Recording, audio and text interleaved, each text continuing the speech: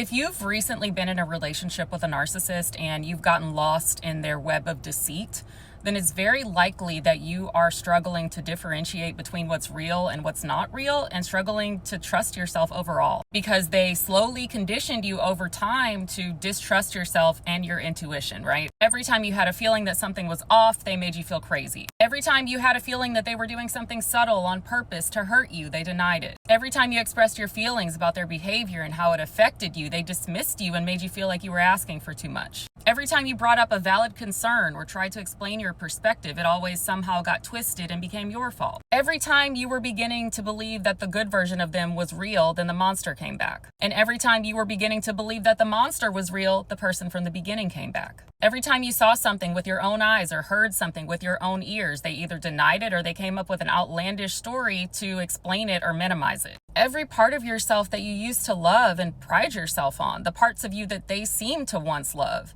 were later devalued and twisted until you started to question your character and your value as a person. Every malicious, manipulative, vile part of them was projected onto you until you internalized it and it started to feel like you were them and they were you. Every belief, every moral, every core value that you had were later used against you to gaslight you and guilt trip you into believing that you were selfish if you didn't do what they wanted you to do, until you started compromising all of them and betrayed yourself to appease them. Every time you thought you reached a breaking point and you told yourself and you told everyone else that you were done with them and they reeled you back in, you started to trust yourself less and less to follow through on your own word. Every time they twisted your reality, every time they undermined your perceptions, every time they manipulated you into believing that your thoughts and feelings were wrong, all that adds up, y'all. And it ultimately results in an erosion of your confidence in yourself and your ability to accurately assess situations. And even when it's over, you look back and think, how the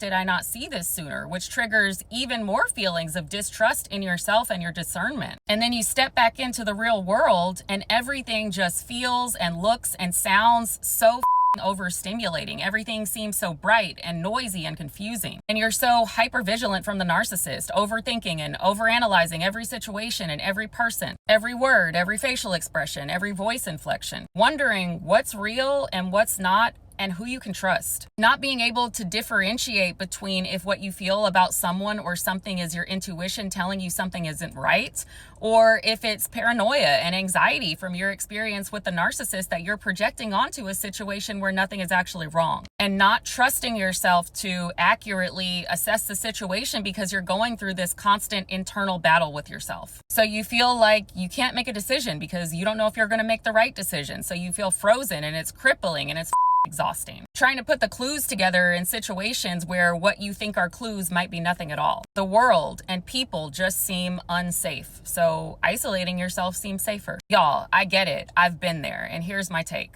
Isolating yourself for a bit while you recover and you put the focus on yourself is more than okay. Definitely take the time and space that you need. However, isolating yourself from the world forever won't fix anything because it's not addressing the underlying issue, which is that you don't trust yourself. So being intentional about rebuilding that trust in yourself and in your intuition and in your feelings and in your decisions is really important. But how the do you do that, right?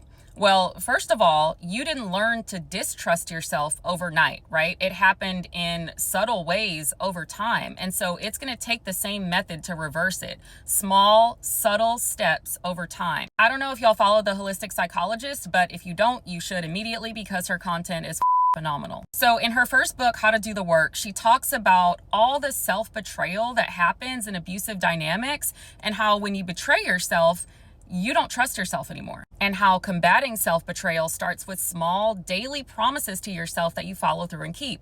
She gave an example of a client that she worked with, and that client decided that her first daily promise was going to be to drink a glass of water every morning before she started her day. How she kept that small promise to herself every day. So y'all, it starts small, bars.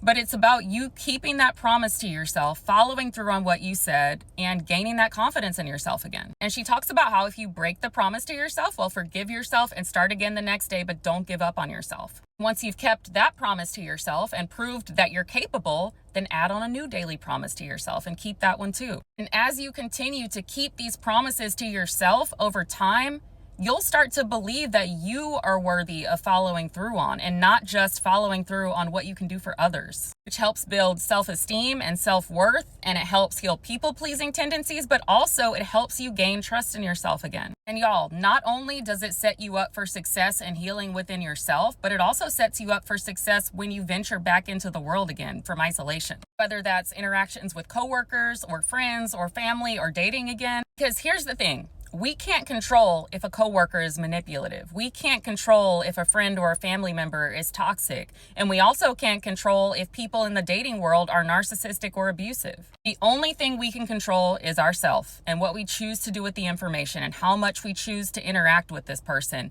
And if this person even gets the privilege of being in our life or not. That's where the work that you've done on trusting yourself comes into play. Trusting yourself to know that your feelings are valid. Trusting yourself to not fall back into patterns of people pleasing and putting other people's feelings and needs above your own. Trusting yourself to not compromise your core values because you know who the you are and you're not going to let anyone take that away from you. Trusting your intuition and your discernment and leaning into the fact that feels off because it's off, period. Trusting yourself to not overlook inconsistencies in someone's identity, no matter how small they seem. Trusting yourself to remember that someone disrespecting you is not a reflection of your worth, nor is it a signal for you to prove it to them, but it's a sign that they don't get to be in your life anymore. And most importantly, trusting yourself to know that you're going to stand on business. You're going to follow through on that and leave them in the dust because you trust and you know that you are worth way more than that. And keeping promises to yourself and staying true to yourself trumps everything. So I get it. The world is scary as